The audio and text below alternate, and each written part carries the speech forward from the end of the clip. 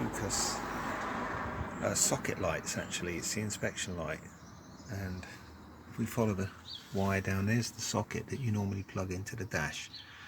Now I'll put a couple of test leads, one to the low tension on the distributor, which is where it plugs into the coil,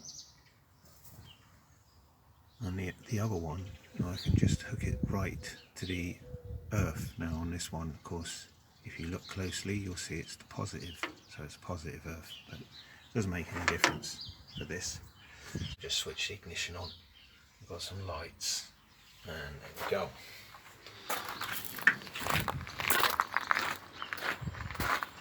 Okay, so what I want to do is move the motor around so that the marks on the flywheel, which I looked at earlier, on the fly crank, actually, so it's got to come a sort of quarter of a turn.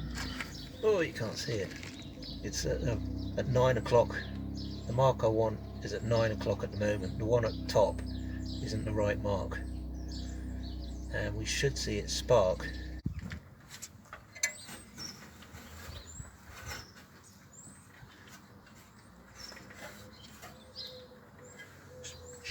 Just turning the engine on the fan blade.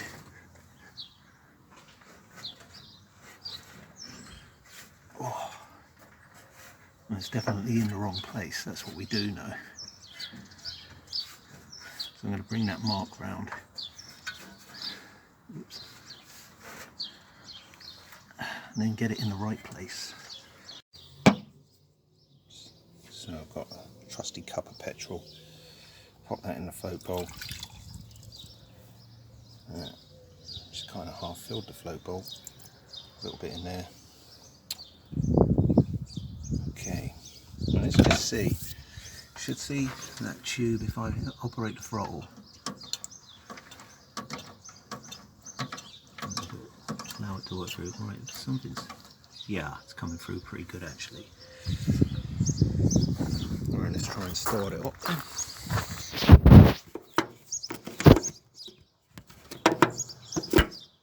Start it.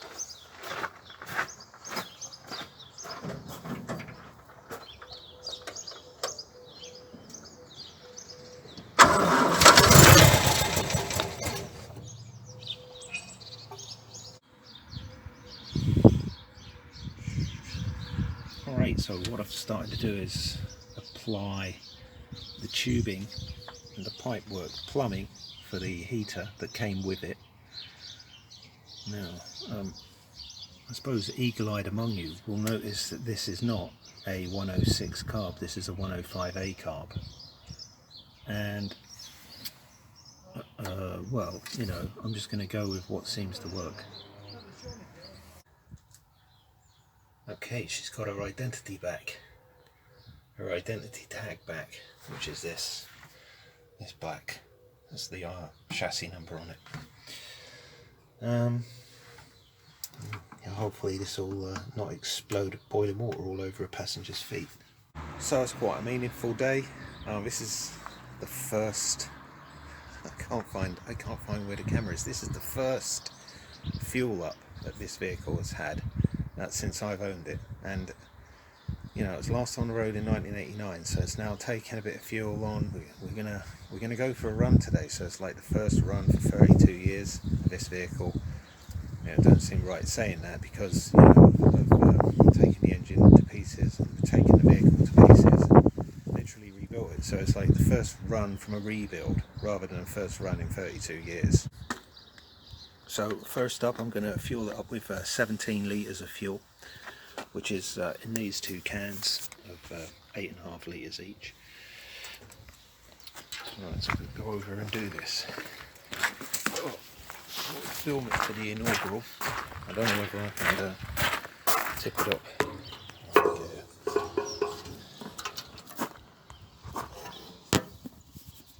Hopefully it won't leak everywhere.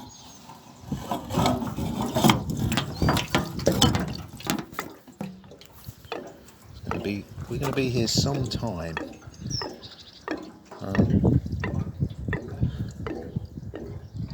So what I'm going to do is probably switch the camera off, take that spout off and really get stuck into it and just lay it in there. Very controlled, isn't it? Okay, so what's probably worthy of note after we put that fuel in is that the fuel gauge is actually reading a quarter of a tank, which is probably about right considering it was 17 litres. Alright, there's a couple of things. I mean, I've still got the flywheel inspection cover off and the air filter's not on, and I haven't checked the fuel pump for union leaks, so that's the first thing I'm going to do is like use them. If you look down here, you can hardly see it because of the compactness now. Right there is the lift handle for the pump, so what I'm going to do is bring the fuel up and fill the sediment bowl up.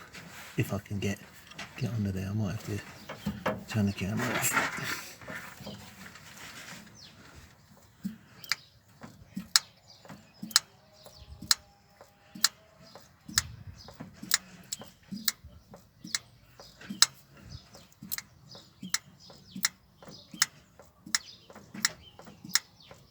I've probably broken it because I haven't run anything in it for ages. That'd be normal, wouldn't it?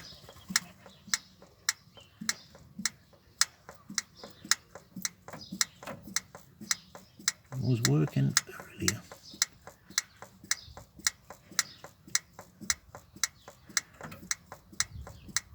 I don't think I've got to bleed it or anything.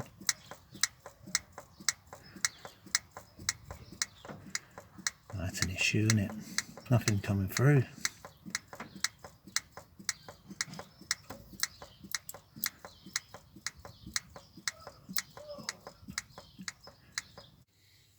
Okay, well here is the fuel pump in bits on the bench in the bowl. So what we've done is we undid the 6 fixings that look like this, and so the side cover of the engine came off. I have got a new gasket for it. Now I've had a look at the membrane. This is the important part, and that does seem to be functioning. It's making all the right noises and it's capable of making a sort of blowing out of one end. So I think the membrane is good, and that's a good thing. Now where I think the problem lies is these 2 valves at the top. Specifically, I think there might be a blockage between here, which is where the sediment bowl, top of the sediment bowl, and these valves, which is inlet and outlet. And so what I'm going to do now, I think this, I'm going to take it to bits. There is a caveat, and that it has to go back the same. The valves, if you get them muddled up or in the wrong orientation, the pump won't work. Okay, that is a bowl of kerosene. The fuel pump is now working again, and I traced the leak, the air leak, to the sediment bowl, sorry. Float bowls for carburetor. You had a sediment bowl O-ring. Well, it's just not very good. It's a bit corroded. So I sandpapered it down, believe it or not, and put some petroleum jelly on the O-ring, and it's functioning as it should at last. So we should get that going, providing we can find a gasket. It just so happens that I've got a genuine gasket. Okay, so we got fuel in the fuel pump, sediment bowl. It took quite a long time to get there actually, backwards and forwards, so hopefully that's, now I say hopefully because to be honest I'm going to check this. I'm going to get a 7, I think it's a 9/16 across the flats, that union there in the banjo bolt. I'm just going to slacken that off because I can hear all kinds of weird noises and it's pretty windy. Because I've started already, but it's actually getting it to run. That's the difference. And having a throttle control, a throttle response. Don't want to know, does it?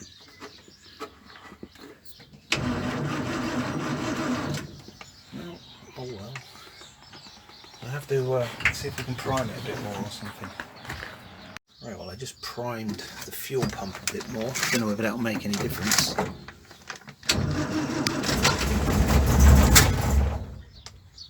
Alright,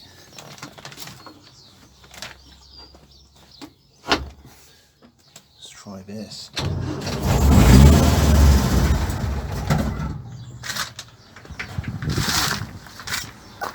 You want an air filter on it or something. It did sound a bit humongous, didn't it? Oh well, just checking for leaks and things, you know, fires.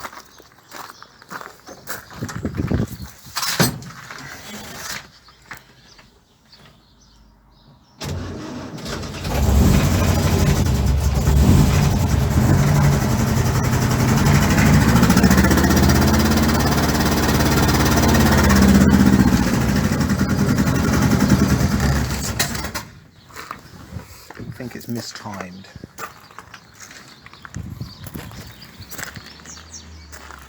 Yeah, I've got to check the timing again. Maybe it's something to do with the vacuum advance and the fact that it doesn't have air filter on it.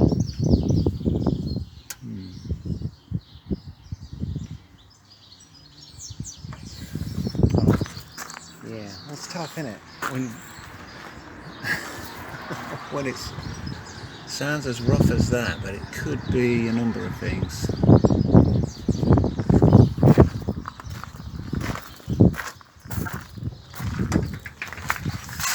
Oh well, let's try that once more.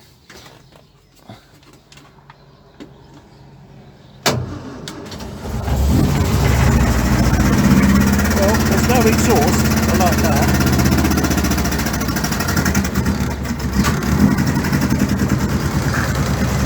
It's definitely need a bit of time. Have a look at that. Oh, look at the fire, that's what I was talking about. Okay, the reason for that rough running is a couple of things, and this is one of the things. This is the vac advance on the distributor, and the spring is broken. Now, the reason I didn't pick up on that, I was in a hurry and I just looked at it. I didn't actually test it, but you know, basically that spring should be connected to this post. So that's why we're been setting the contact breaker gap, which is removed at the moment, because I'm gonna repair this vac advance. And the other reason is the throttle. The throttle linkage adjusted to the carburetor was wrong. Now I'm not showing that in this picture, but I'm just saying there was a couple of things.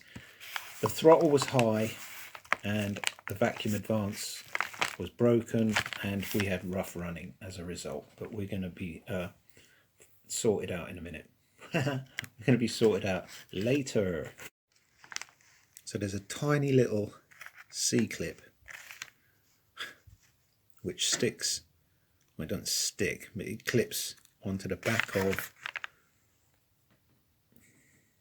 down in there. Let me be more specific. The C-clip goes in that groove. It's to prevent you unwinding the threads of the vacuum advance. But in order to remove it, we unclip it, and then you can unscrew those threads from the distributor body, from that screw there. The AR is advance or retard, and then you can take it out and give it a clean, or in my case we can repair it, because this spring, which that is a spring, is snapped clean off. It's snapped clean off, and the rest of it is on that base plate pin. I'm going to figure out a way of repairing this. Okay, there's a little chap in here, and he's a ratcheting spring, and he goes over there and it's so dirty. That's why we should have really cleaned this up before we tested it, but you know, it does work, sort of thing. But there's that. Oh, he's a little dude. Now you can't get him confused. He can go either way up because he's symmetrical. So right here we have, now that spring goes, that's part of the vac advance spring, which goes in. It goes in there, and that's the ratcheting nut. And it goes. This has the slots facing backwards, so you can see the slots. They're not flush against that face. You can see them from this direction. Right.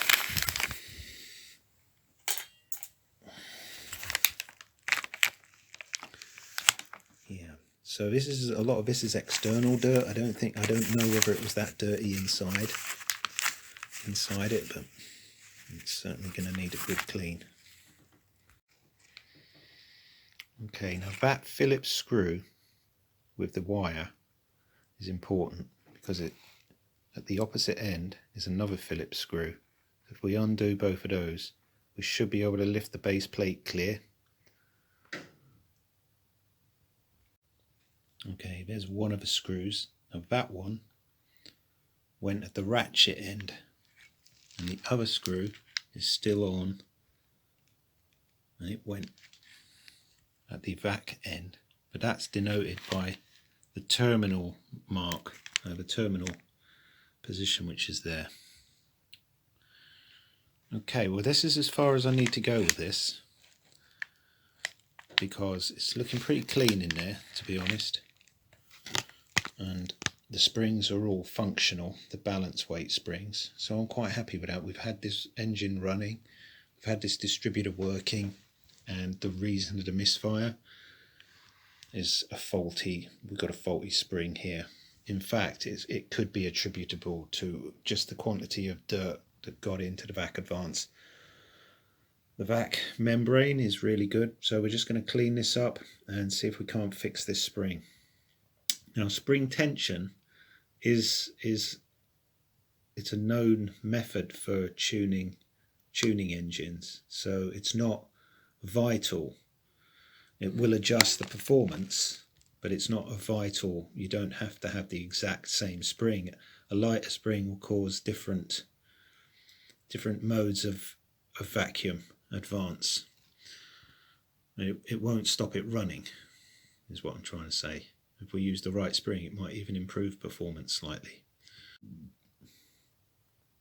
So right here is this is the broken piece of spring.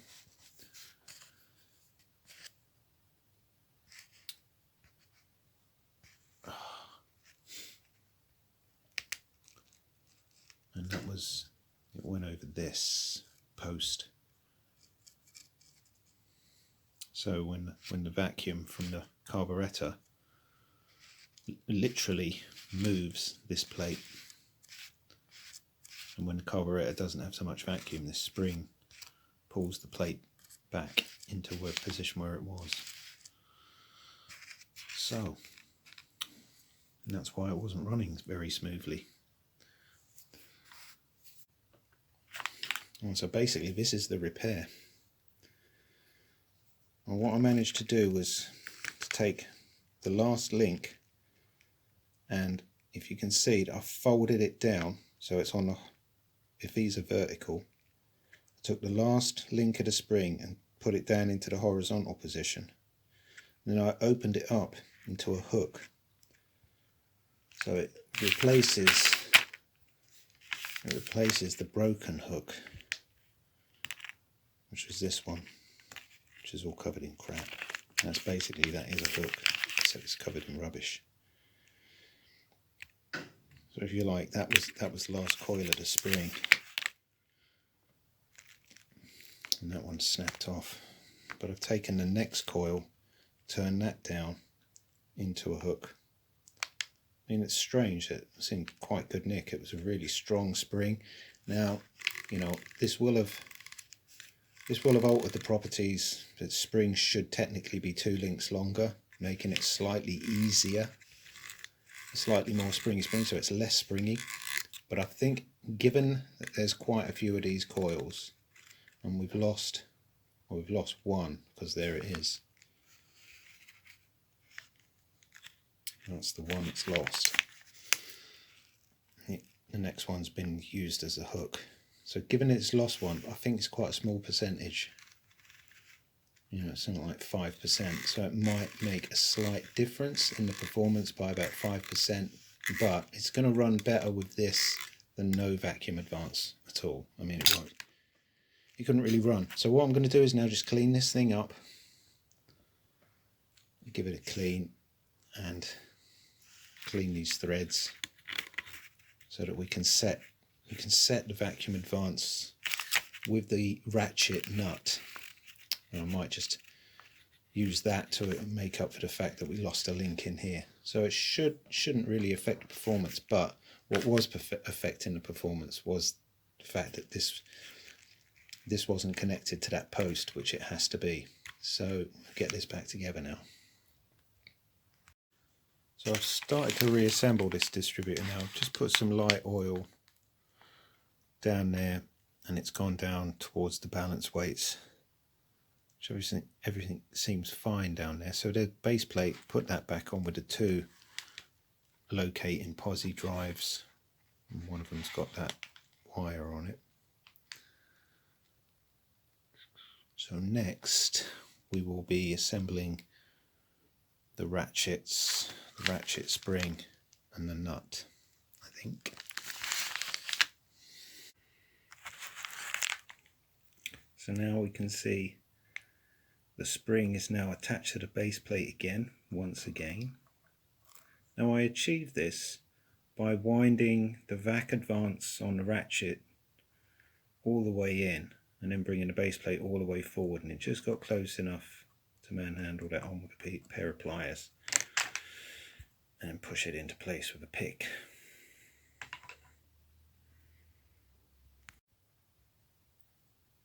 Yeah, so now I've got a piece of pipe attached to the vacuum. You can see what happens when the carburetor makes a vacuum when you depress the accelerator.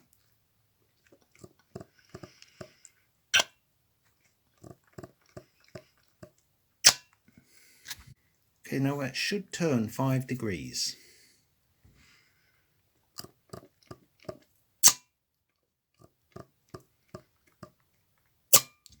That should give you 5 degrees of advance when you need the extra power under acceleration.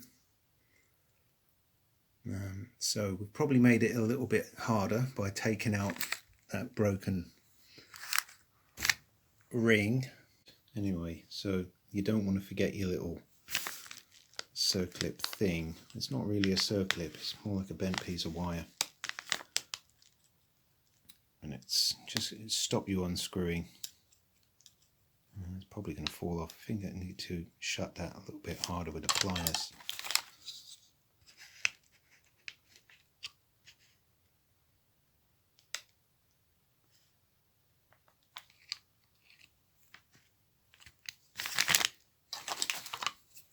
Let's have a look. Oh yeah, that's better. Whoops. That's better.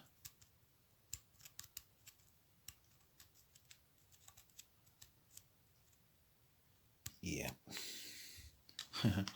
Won't be able to get it off next time. It's just a bent piece of wire there. That's probably what they intended. Right, so that's ready now to have the rest of the components, which are the contact breaker and condenser. So I'm going to put the condenser on and then put the contact breaker points, and then we'll find a lobe and we'll set. I'm going to set the gap. It says 14 to 16. I'm going to go for sort of in the middle. Oops. Yeah, it's working really nice. It could do with being a little bit cleaner. Okay, so I've replaced the distributor. Now, you know, bear in mind I didn't start off with the HT leads. It's a kind of a, not a guess, but you know, there you go. Let's see if we've got a start now on that new distributor thing.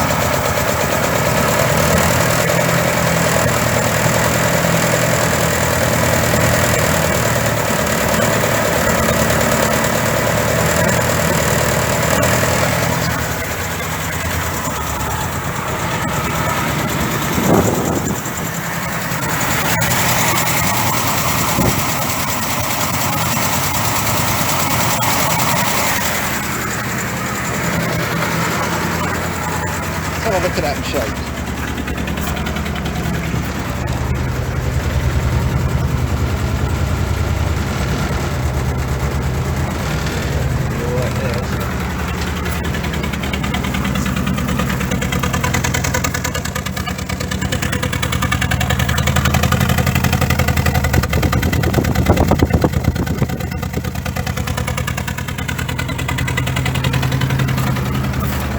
Put it in gear, ain't got no gearbox oil. And one of the things, of course, this charge light should go out.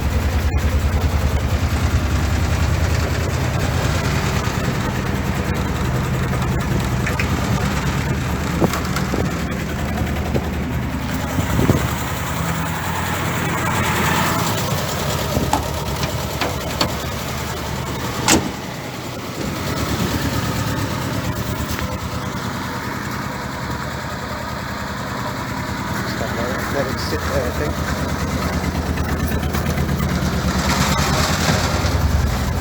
The smell a bit of exhaust in here. Making some weird vibrations, isn't it?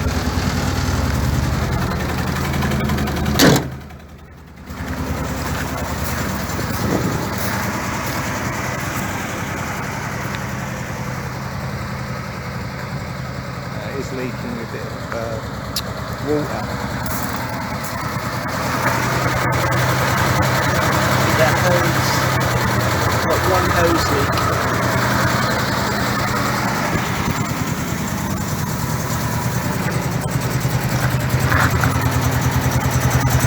I think that's resin after the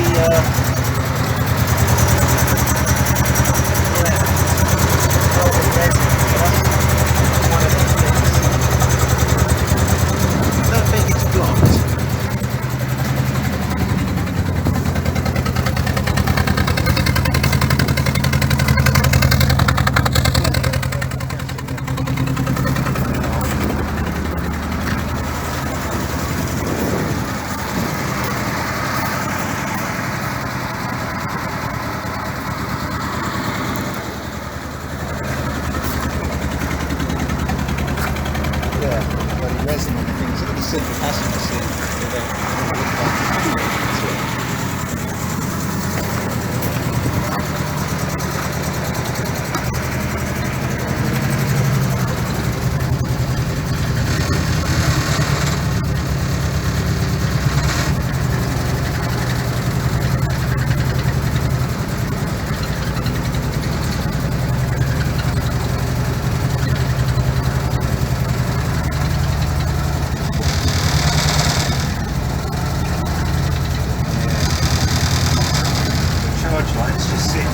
One thing we definitely want to deal with.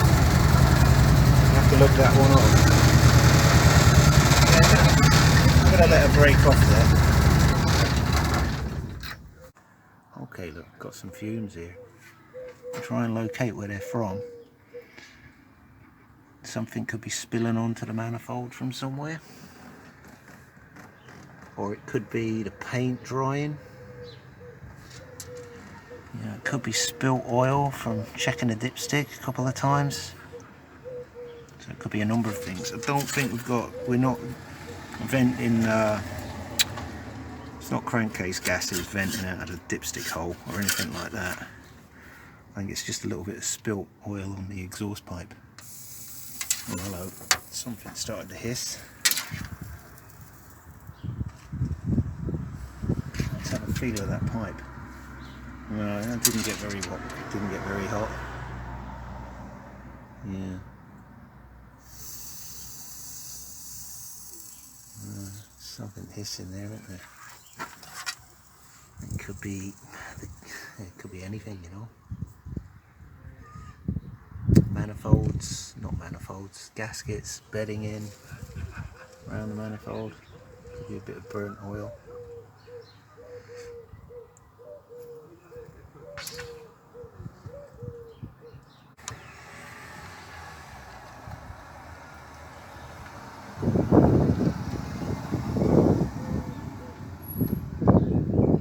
Yeah, so there's like some extra noises going on there, but they could be anything.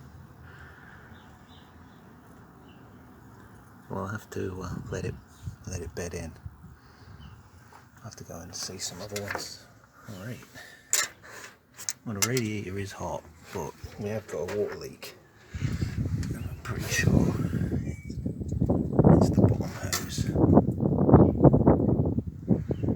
Oh, that hose is nice. Yeah.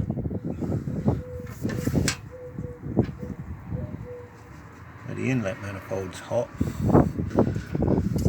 It's just, I'll have to have a look at the water situation later. Let's have a look underneath it. Steady drip, drip, drip. I don't know where that's from.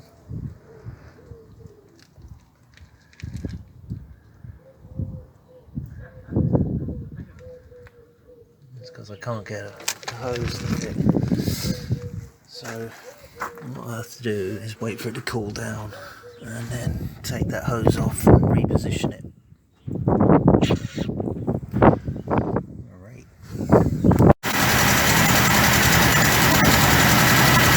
It's not kicking out enough voltage.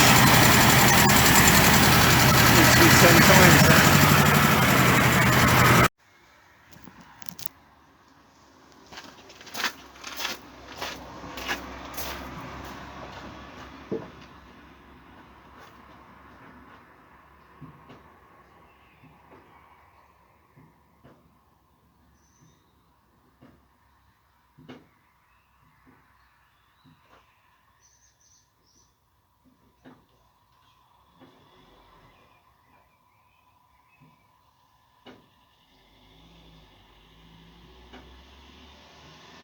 Alright, well I'm in the cab and I'm running up with a choke on because it's about 6 degrees C outside, and I have to have an idea of how much choke to leave on it. You know, I suppose you could do it by listening to the engine, but so it's running on a faster idle than I'd like because it's a bit cold. So I'm pressing the choke in now, coming down off that fast idle.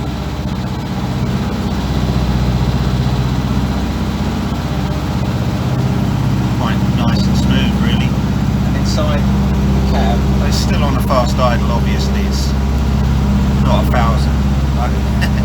The telemetry for this engine is pretty limited. I know I've got the choke lever a little bit out, and the charge system doesn't work. And that's about it for telemetry, really. Let's press that choke all the way in now. Now I'm on the foot throttle. Alright, no, it's not having it. So I'm bringing that choke out a little bit more. There she is, coming out a little bit more, giving it a blip. Yeah. I've got the choke about an inch out. It's coming up fast on that idle again. Now this is probably to do with engine temperature, so you know, making adjustments at this stage is probably not really what I'd want to be doing. But you know, I've got to say, you know, it's been 15 months since we took possession of this vehicle, and you know, it's been pretty well to pieces, as you've seen in the videos. I've got to say that this is a success, but it's still going to be several months before this is rolling down the road. You know, let's put this choke in a little bit more now.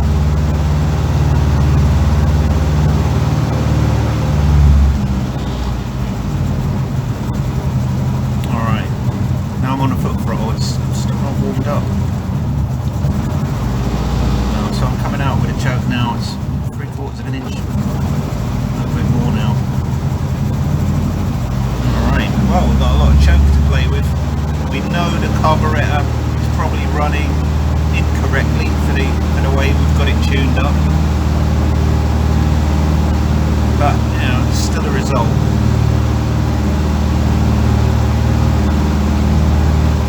Let's have a look around. Alright, we're on the exhaust update from the exhaust now these days. It's looking pretty good. Alright, well what we're expecting to see some water dripping.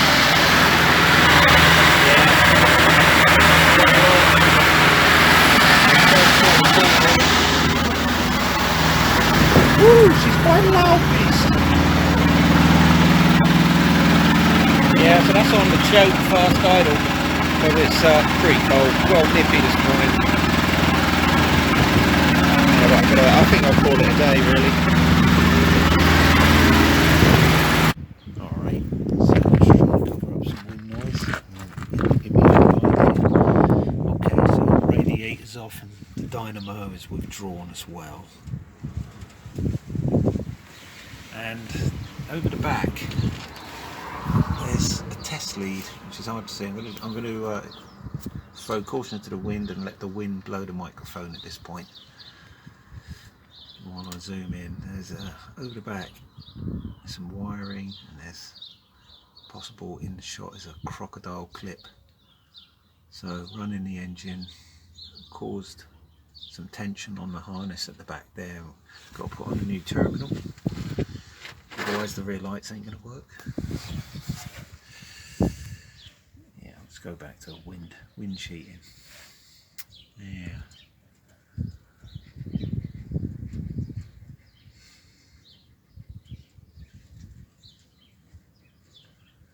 Now, have a look at this. This has got closer, and this one's got further. So we might actually have a chance of doing something about this brake line that was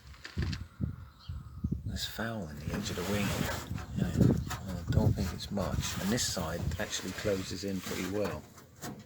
Yeah, that's not actually. There's plenty of movement in the wing. It's not a serious obstruction there. I thought it was, but it isn't. It's more serious than it looks.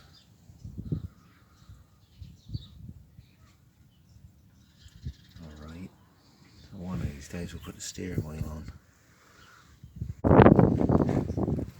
So I'm putting this front panel back on with a radiator and cowl. It's a good idea. I'm just holding that pulley in with one bolt. It's finger tight. So I'll be taking it off to put the fan on, which I'll explain later. So the front panel comes out with taking off the bonnet support, and then there's 3 more fixings. Now on this Land Rover, the left-hand wing, which we're looking at, there's a bolt plate for the first 3, which is a sort of a bolt plate with 3 bolts sticking out for the first 3 fixings, and then there's another 2 which are just nice bolts. So the reason I put the pulley on with 1 bolt, let's have a look, because the front fan will go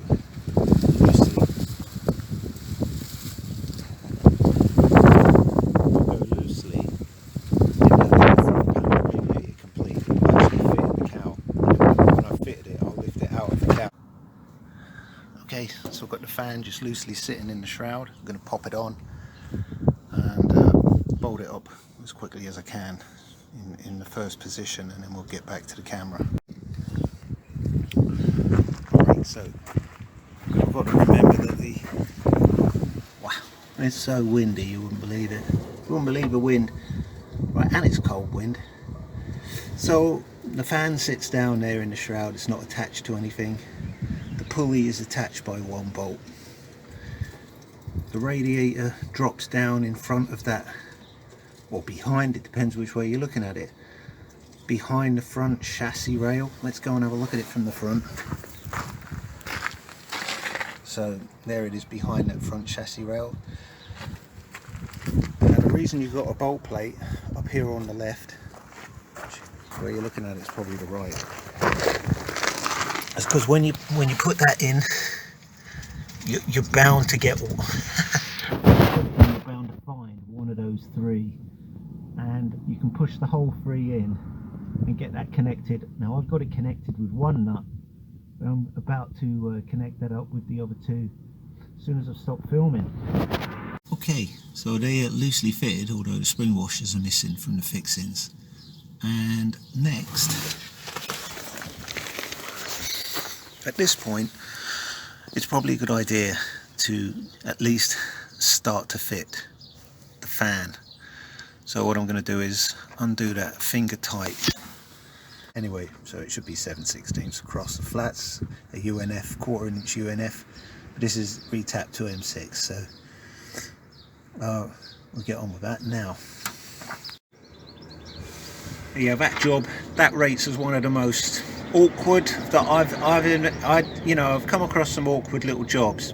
That one for me is one of the most awkward, and sooner or later one of your bolts will line up with both the fan, the pulley and the front of the water pump, and you'll be able to start bolting one in, and then you'll find you've got 3 more to go, and it should be easier from there on in, but at the moment we've just got the 1 in. I'm going to get on with the rest of the 3 now. Okay, so I lost the spring washer on the 4th of the pulley wheel, so I'm not putting that on until I found it. Put that away, that's not a big deal. So lovely windy weather, it's freezing cold wind as well actually. I think it's probably the beast from the east. Now under here should be some rubber sort of pads. There's a good example of where the rubber pad should go, in that gap between the green and the black, between the chassis and the frame. It should be a rubber pad, and while I've still got some movement, I'm going to go and fit my rubber pads.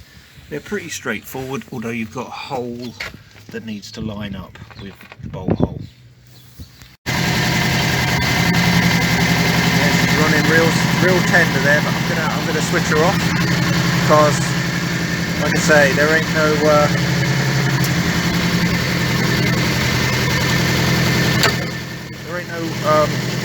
water pump gear turning, you know, no dynamo down there or anything like that. Very sweetly tempered today, so we like that.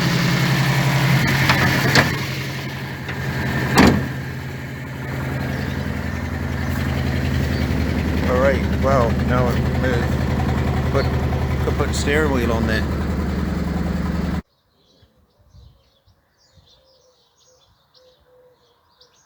So we put a tailgate on there.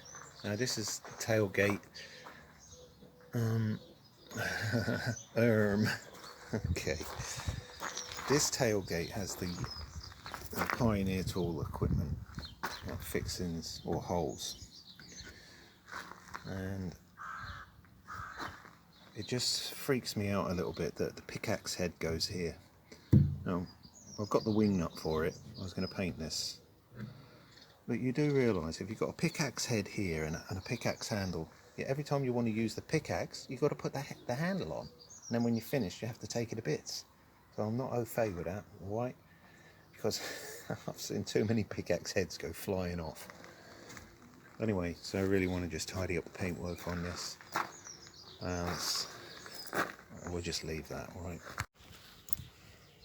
Okay, we seem to have discovered a little problem with this truck. And that is... Okay, so, you know, when it didn't have water in it, it didn't make this noise. Right? And... now don't tell me it's the fan belt slipping, please. Alright, let me just reiterate. The fan belt is on the kitchen table, okay? There's no dynamo. And that isn't the noise I'm talking about. Okay, so let's stand by. Whoops. That's not a fan belt. Because I've got the fan belt on the kitchen table, okay?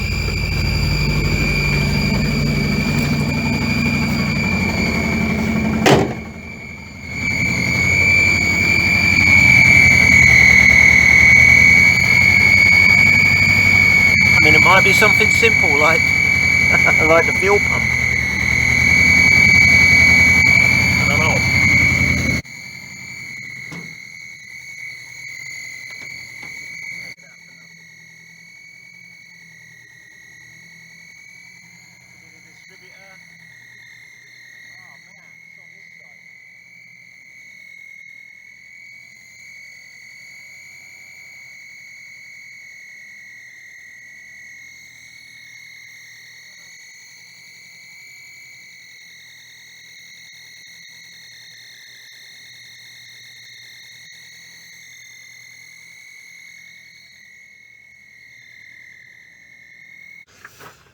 Alright, guys and girls, right, further to that noise, I've sorted it out, and what you can see down along the exhaust manifold and the inlet manifold are some stud nuts And then underneath are some more stud nuts, and there's a couple of clamp bolts, and they're actually 7/16 across the flats. The other nuts you can see are 1/2 inch. So somehow the clamp bolts didn't get done up very well, and so I've now firmly done up, you know, torqued up the exhaust manifold and inlet manifold, and the whistling. Well, we'll see now, because I'm gonna start her up a bit, and it's gone. The whistling's gone, and this is a warm start. This is a warm start. The radiator's got warmth in it.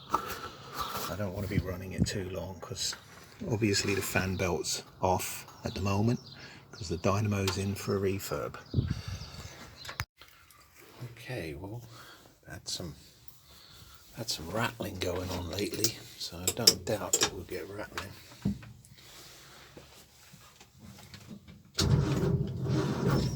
Oops, don't like that, does it?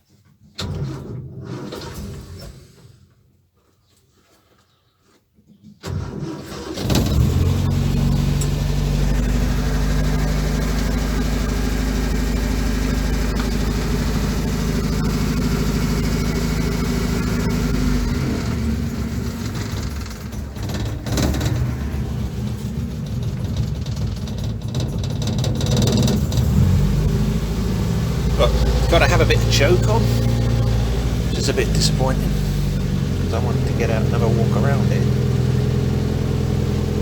So I'm on the choke. There we go.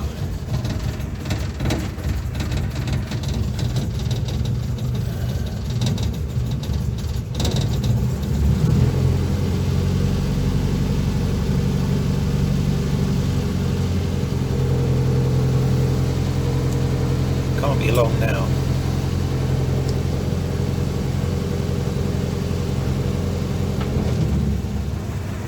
Right, here we go.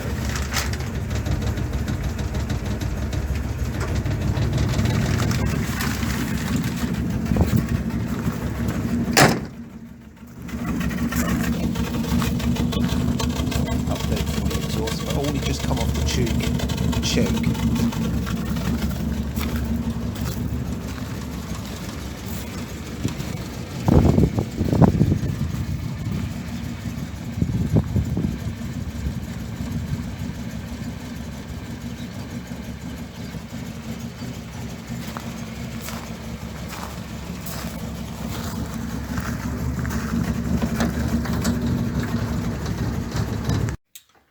Yeah, I've got the dead alternator. I've got the dead dynamo in pieces.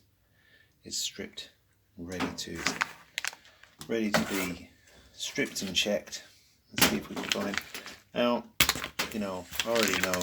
I've checked most of it, and I ordered some new brushes. I should have just checked the field coil before I ordered the brushes, because if I put the altimeter down there onto 20k, it should be reading about 6. If I look at it, 6 or 7, but it's going open circuit, you know. Well, you know what that tells us. When I say open circuit, we're just testing the field coils there. She's going too near open circuit, so basically the field coil windings are shorting out. The field coil windings are either shorting out on each other, you know, so the interior laminations have dissolved, or they're just, the insulation tape is shorting out on the yoke. Well, anyway, you know, there's a field winding coil problem with this dynamo, because that should be a fairly steady 6 to 7, and it's reading, well, let's look at it again. So I'm testing the terminal to the actual metal bit, you know, and it's going open circuit. It's not doing it at once, and that does explain why I was getting 1 volt off of the dynamo with the engine running. It's getting 1.3 volts actually. So it might be savable, but what I'm going to need is an impact driver to get through that. That's the and then we'll take these coils out, we'll have a look at the insulation, we'll blow clean it or something. We'll see what we can do. Okay, needed quite a lot of aggro with the impact driver there. Anyway, so we've got the little dudes out, and straight away you can see there's some damage on this insulation. You can even see the metal under there. So that might be enough to be grinding it out to the yoke. Now I had to take them off anyway because the replacements don't come with these bits, sort of big nuts. So I'm just at a dilemma of how to take the terminal off, which is a kind of rivet. And if you get a new one, you have to rivet the new one on anyway. That's probably a rivet. You just hold it there with a bucking bar and peen it over. Nothing to it, but I haven't got a new rivet. So I've got to take this terminal rivet out. What I did was knock back the peening, which is the overhang of the rivet. Knocked it back with this sort of flat-ended centre punch as best I could. Then I put this pointed centre punch straight through it, and it started to knock it through.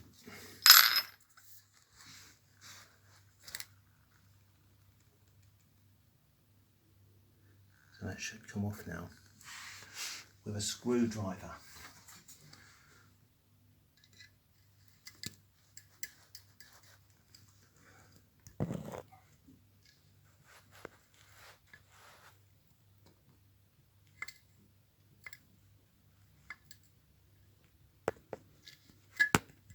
Oops.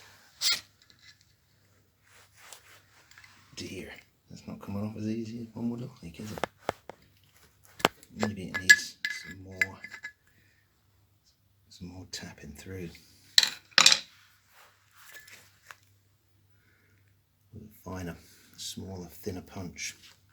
Okay, so I've got that out. Now there's the rivet.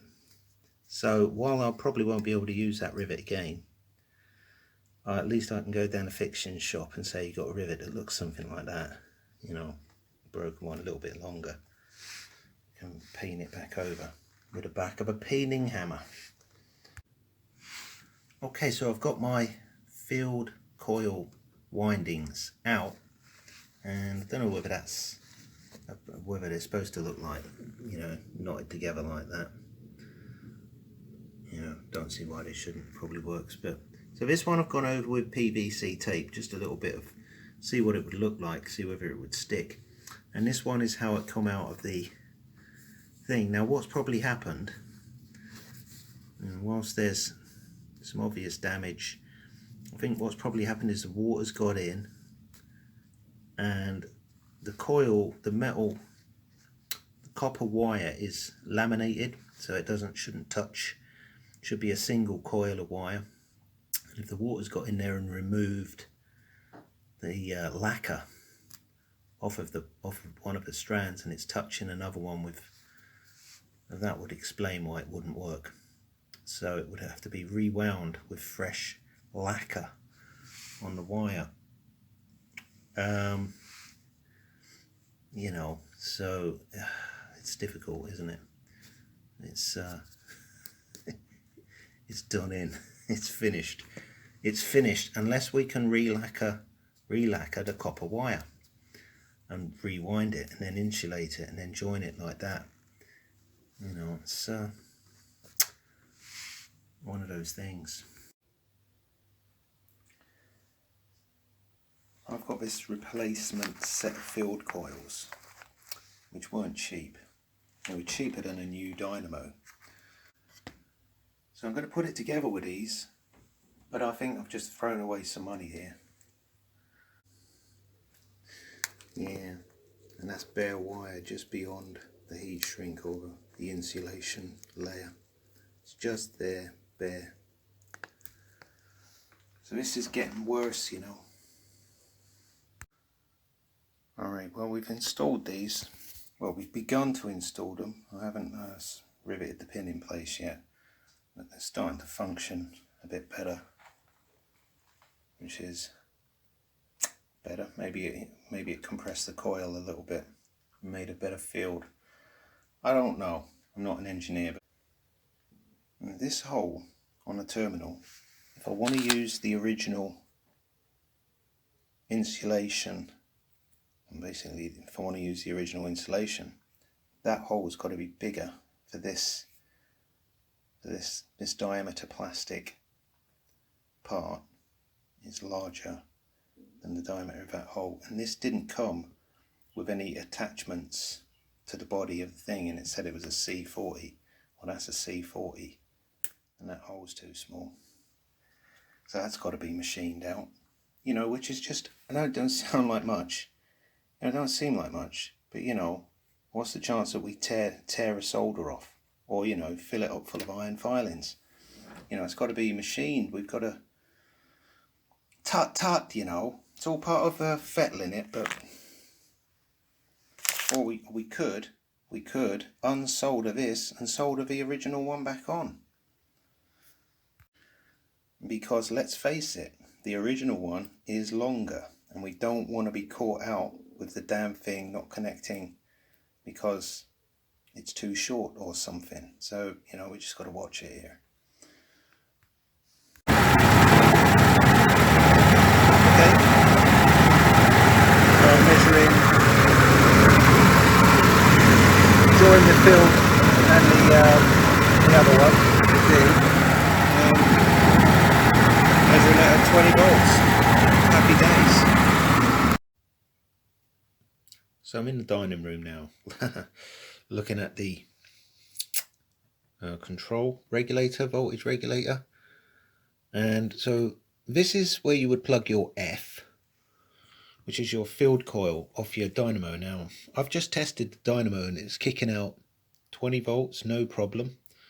Don't know, didn't measure the amps, but what happens if you plug it into this voltage regulator? Well, let's try and mimic this.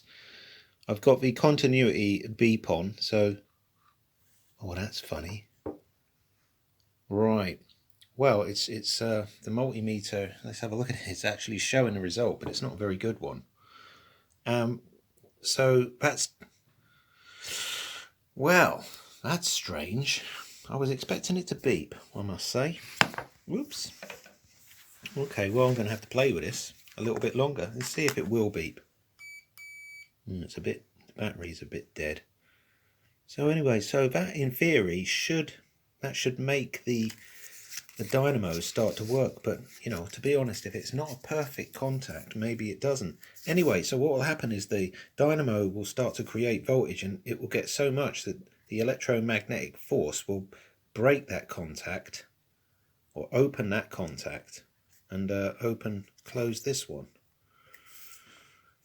and that way it should regulate it. But obviously we've got a bit of a problem here because it's not beeping. You know, I would have expected it to beep. Alright, so I'm going to clean the rest of this, see how far we can get. Alright, so trying that again. This is the you heard it. There's the F from the dynamo, and here's the D from the dynamo. So what that's going to do is inspire the dynamo to create voltage. And what should happen is that the voltage should create an electromagnetic field that pulls this contact apart. So I will mimic that by having it beep continuously until I break it. No, not break it. That's not beeping now. That's a bit of a bugger, isn't it? It's a little bit, I think we need to carry on cleaning it, you know, because, yeah, I'm going to carry on cleaning this. I don't really think it's working very well. Okay, we'll try another take on this, and hopefully all the electrodes will stay in place. So we're going to, this is the F and the D from the dynamo, and when they're connected it will inspire the dynamo to create current. Okay, and then when it creates enough, it opens that, and that's what it should run like, this device. And it should run okay now on the machine. Alright, so a little bit of cleaning. See how we're going.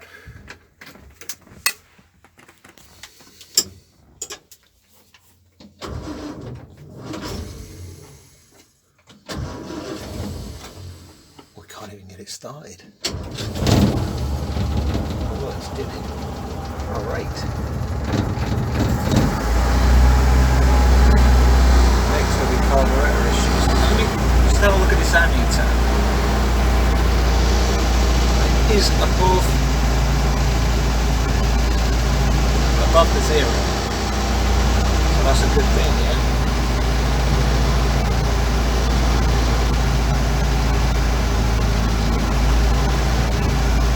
Find out whether that is a good thing.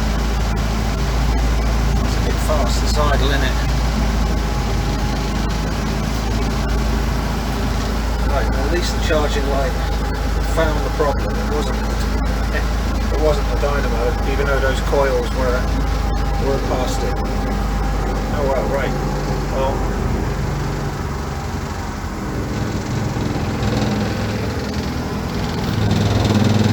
yeah, I'm going to continue to watch this for a while. I need some weather strip. So we got a situation with the throttle here.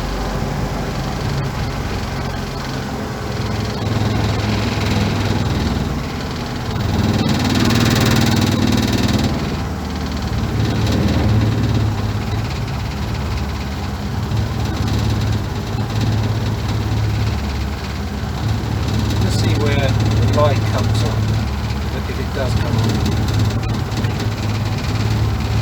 Got some panel illumination here. That's probably enough to take it out. Turn the headlights on, it's fluctuating.